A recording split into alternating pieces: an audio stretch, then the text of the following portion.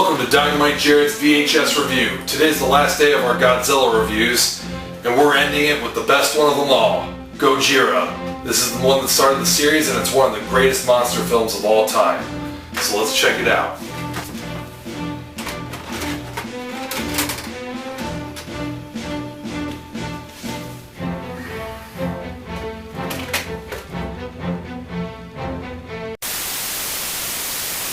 Gojira. This is the one that started it all, the first film to feature Godzilla and the best one.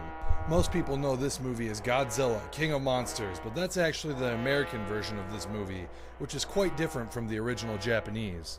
In the American version, there's over 20 minutes of added footage featuring Raymond Burr, who plays an American journalist named Steve Martin.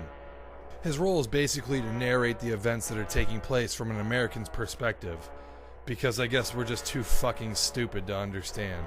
A prehistoric monster the Japanese call Godzilla has just walked out of Tokyo Bay. He's as tall as a 30-story building.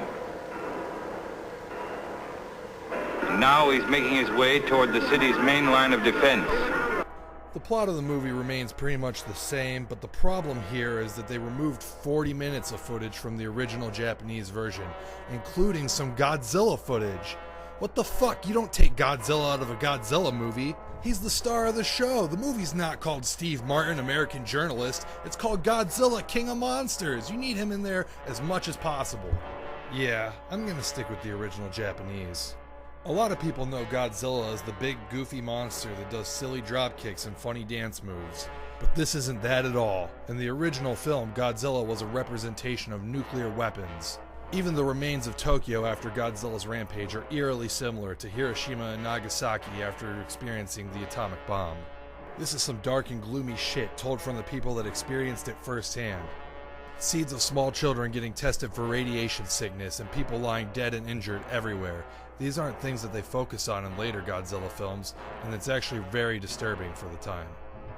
Head of special effects Eiji Tsuburaya was extremely influenced by the 1933 film King Kong, and as a result wanted to do all the Godzilla scenes in stop motion, but due to time and budgetary constraints had to come up with something else.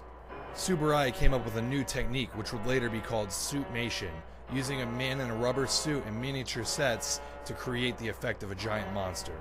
Ironically, the 1976 remake of King Kong primarily uses suitmation. Funny how that stuff turns out, huh? You may also notice that the close-ups on Godzilla's face in this film look a little different from the actual suit. That's because they're using a puppet during these scenes. The Godzilla suit used in Gojira is called the Shodai Goji.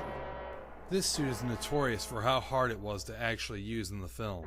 The suit weighed over 200 pounds and was insanely hot inside, not to mention that the actor was practically blind while operating it. Due to the heat and weight, the actor could only be inside of the suit for a few minutes at a time.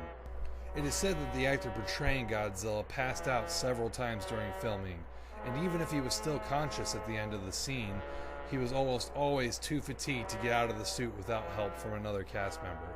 The difficulty in operating the suit also had its benefits for the overall film. Due to the weight of the suit, it made it impossible to walk as a human would, which created the monstrous walk that Godzilla uses. The Shodai Goji is my all-time favorite Godzilla suit. This is the original design. This is what Godzilla is supposed to look like, and he looks fucking badass. I mean, come on, look at this motherfucker. There isn't much I can say about this movie that hasn't been said already. Not only is this the greatest Godzilla film ever made, it's one of the greatest monster movies ever made. Fuck, even the human story is compelling in Gojira. If you haven't seen this, check it out. I'd even recommend it to you if you don't like giant monster movies. This is a really great film. So that's it. That concludes my 5-part Godzilla review series. Legendary's new Godzilla film premieres tonight and gets released everywhere tomorrow, so make sure you go check it out, and I might even be reviewing it.